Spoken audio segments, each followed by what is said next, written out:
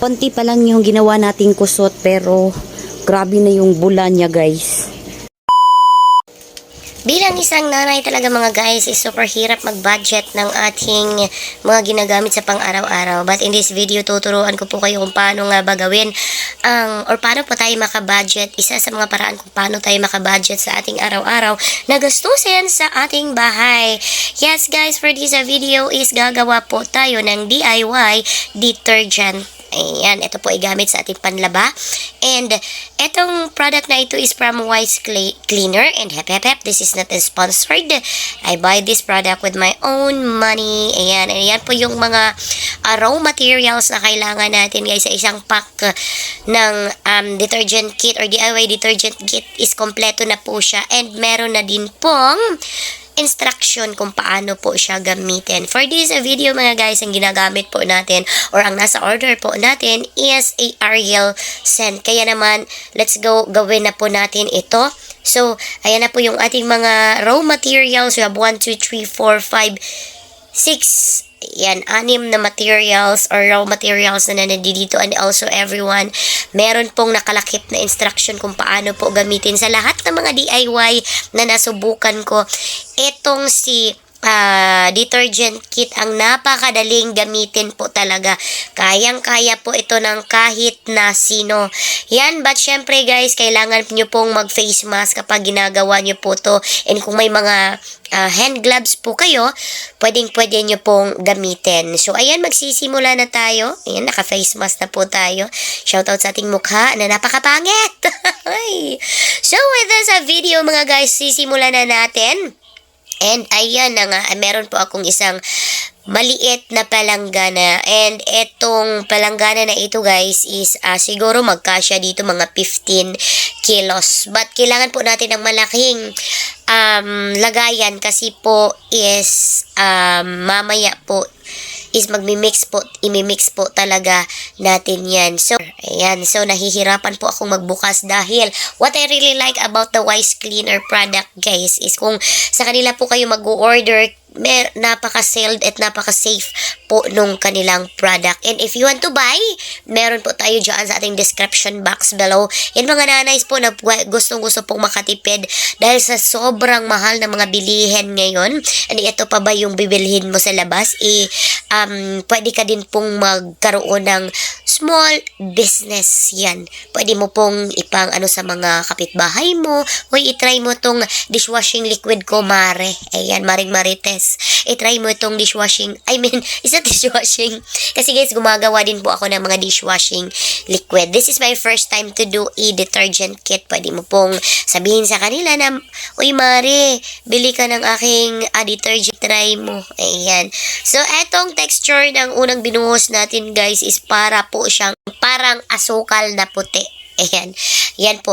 Eto guys, yung susunod na ibinubuhos ko po is parang, eto po yung masakit sa ilong. Talagang kahit nakapag nakamask ka, pag nalanghap mo itong raw materials na ito, talagang masakit po siya sa ilong. Kaya, it's better po talaga na kapag gumagawa po tayo dito, lalo-lalo na sa mga mamis na nasa bahay, dapat wala po talagang kids or walang kahit na sino mang nasa paligid natin. Kasi, this time, nung gumawa po ako neto, talagang nalanghap ko po yung raw materials na ito, isa sa raw materials natin. At ito lang naman ang medyo masakit sa ilong, itong part na ito. Yung iba is napaka-okay lang po at okay lang po sa ano. And ayan guys, napapansin nyo, wala po ako, hindi po ako gumagamit ng gloves sa pagbuhos niyan kasi wala po akong available sa bahay. But anyway, ang ginamit ko po while mixing the product po is gumagamit po ako ng cellophane. Kaya although ganyan, yan po hindi ko naman po nahawakan yung mga product talaga. And next na ibubuhos na natin is, or yung mga raw materials guys, hindi ko naman direct na hinahawakan talaga. Next na binuhos po natin guys is, I think yan po yung surfactant. Again, this is a surfactant.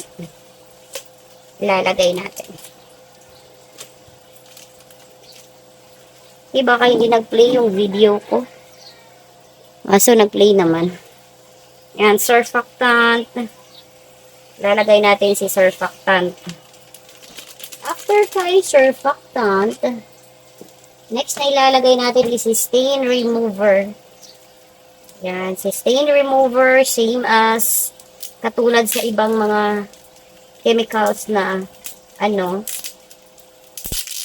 naka-sale din po.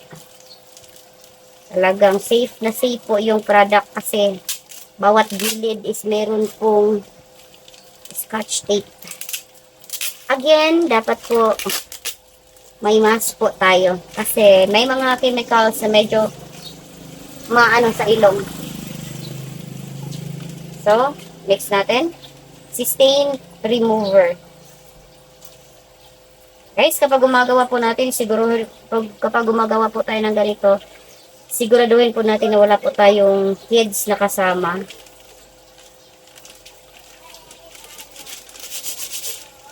Alright, again, that was a stain remover.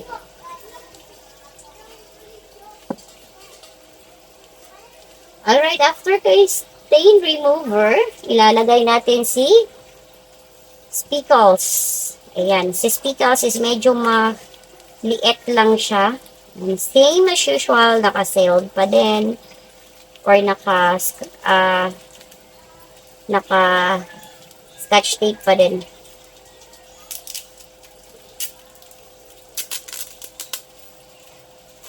Again, this is speckles. And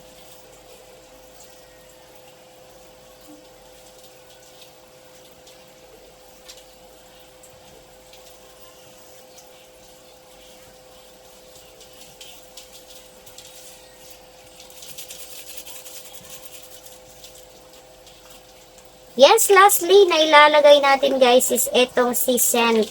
So, ang scent na napili ko is si Ariel scent. Ito po yung scent na napili ko. Ayan lang po yan siya guys. Tapos, may nakalagay lang dito na Ariel scent. Ayan. Ibubuhos po natin dito. Ayan, gumawa po tayo ng Ariel ng sariling sariling sikap. Uy. Ayan again, ulit mix.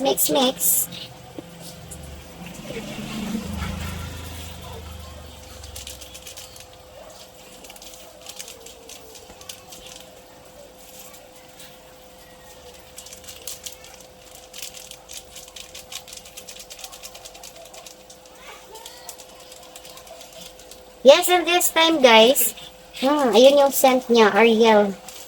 And this time guys, it's time for the halo-halo. Okay, hahaluin na natin siya. Guys, ito yung nagamit kong cellophane kasi wala po talaga ko ibang nakita dito. Yan, sabi dito is haluin mabuti kasi yung mga bilog-bilog na gaya po ng ibang mga bilog, dapat po is nakahalo po yan siya mabuti dahil kung hindi po yan nahahalo, meron po mga buo-buo. Dapat po dodorogin natin. Medyo masakit lang po siya sa ilong.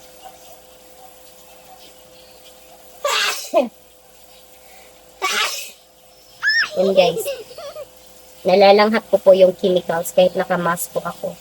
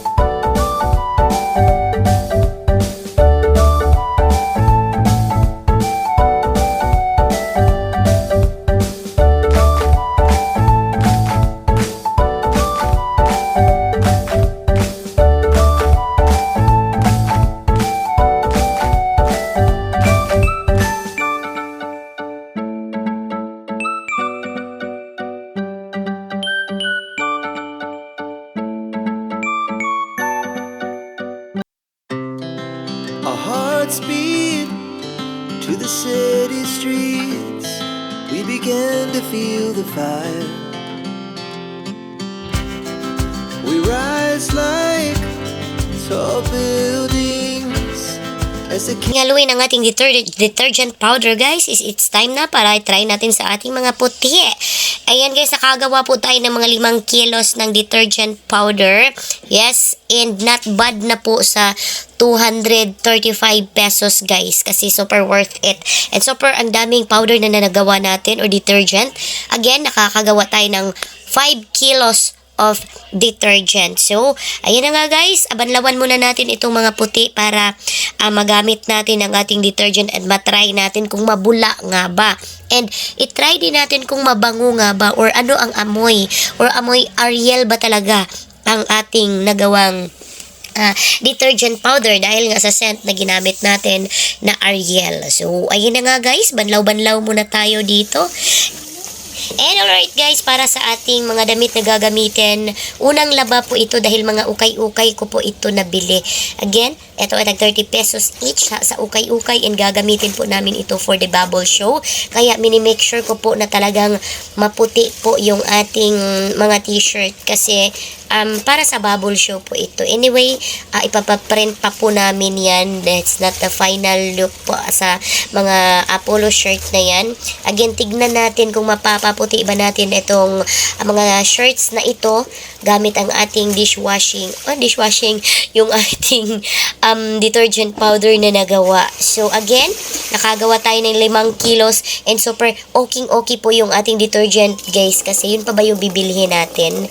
Hindi ko alam kung ilan po yung magagastos natin na pera kapag 5 kilos na detergent powder po yung bibilhin natin. And ayan, lahat ng yan guys, ang laman po niyan is detergent powder. Ayan, isang buong tupper po yan. Again, 5 kilos po ang laman ng tupper na yan. And ay nakikita nyo, although hindi masyadong visible yung speckles natin guys ha, pero try nating ilagay po sa tubig kung ano po ang kalabasan yan guys. So, let's watch this. And alright guys, real talk, wala pong paghahalong eme-eme sa video na ito. I will tell you honestly, ano po ang amoy ng ating ginawang powder or detergent powder. So, ang amoy po niya guys is hindi po natin na-achieve yung amoy ng Ariel scent po talaga. Although, mabango po siya guys. Yes, mabango po siya. And sa bula naman guys, hindi po siya nagpapabitin na sa ating mga usual na mga powder or mga detergent powder na nabibili sa mga soaking tindahan natin.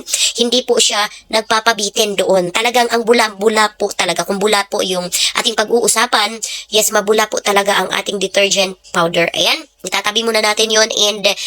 And para sa ating powder guys, iwasan po natin na maabot ng ating mga kiddos. Yan, so as you can see guys, yun po yung 5 scoop na nilagay natin sa ating water. And ayan po siya guys, sobrang ang bula niya po. And napawaw po ako kasi nakikita niyo po ba yung mga puti natin guys? Napapalighten niyo po yung kaniyang kulay. Talagang nagwa-white po siya. Although yung isa na yan guys, medyo na yellowish po talaga siya na hindi ko ba alam kung paano siya tanggalin, pero I think matatanggal siya using the Blue Well na mga sabon. Ayan, yun naman po talaga yung usually ginagamit natin. And talaga yung mga powder guys, kahit na yung mga mabibili natin sa tindahan, hindi naman po yun talaga 100% na yun po yung ginagamit natin sa paglalaba. Gumagamit po tayo ng something na mga Zonrox, lalo na yung mga talagang stain na nakadikit na po talaga sa ating mga damit. And eto siya guys is napawaw ako kasi ito, powder pa lang ito, hindi pa tayo gumagamit ng mga Blue Well and something na mga Zonrox or mga pampaputi stain remover. Napawaw po ako guys kasi nagiging lighten up po yung kaniyang kulay. Talagang hindi po siya nagpapabitin sa mga powder na detergent na nabibili po natin talaga sa mga soaking tindahan. And kaya naman guys, for me, this is a 5-star for me. Talagang ang ganda po ng detergent na nagawa natin. Hindi ko pa po ito ibebenta guys dahil try and error pa po natin ito. And tinatry ko po muna ito sa aking sarili bago ko po muna siya ibenta. And for me guys ha, talagang Again, 5-star po ang ating detergent powder. Hindi po siya nagpapabitin sa kahit anumang powder na mabibili po natin dyan sa tindahan. So, if you want to buy again, or kung gusto niyo pong gumawa din ng powder sa inyong sarili or detergent, and also para makatipid na din po tayo sa halagang 250 plus, and mabibili niyo po ang DIY kit or detergent DIY kit, link on the description box below. Kaya gagawin nyo lang po, i-visit nyo lang po yung ating link na naka-post dyan. Huwag po kayong mag-alala, diretso po kayo sa shop ng Wise Cleaner, and also super legit na legit and super ganda, super good po, high quality po ng kanilang packaging. Hindi ka po mag-worry na masisira po yung product pagdating po sa inyo. Again, link on the description box below, and if you want, interested po kayo to buy the product, just visit nasa description box po natin. And again guys, dito ko natatapusin ang ating video for today. Once again, this is me, Ate Machiabaling. Thank you so much for watching. Ingat po kayong lahat. God bless everyone. Babush and paalam. Bye! Mwah!